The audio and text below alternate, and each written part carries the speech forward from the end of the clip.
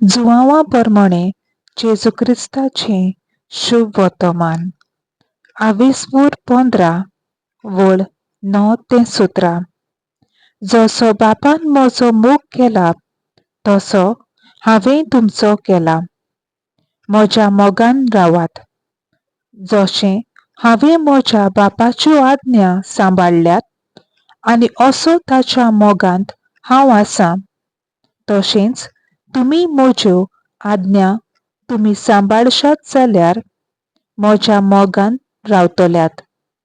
म्हजी कुशालकाय तुमचे सवें आसचे खातीर आनी तुमची कुशालकाय पूर्ण जावचे पासत हांवें तुमकां ह्यो वस्तू सांगल्यात.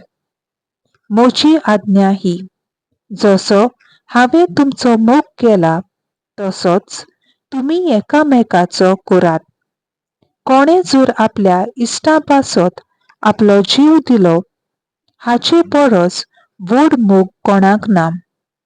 म्हजे आज्ञे प्रमाणे तुमी चलशात जाल्यार तुमी म्हजे इश्ट.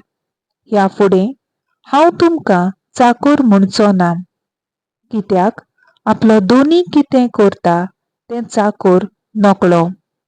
पूण हांव तुमकां इश्ट म्हणटां, कित्याक म्हज्या बापा कडचें हांवें आयकलां तितलेंय हांवें तुमकां कळयलां. तुमी म्हाका विचून काडूंक ना, हांवें की तुमकां विचून काडल्यात आनी ह्या पासत तुमकां नेमल्यात की तुमी वेचें आनी फळां दिवचीं, तोखतात तसलीं फळां.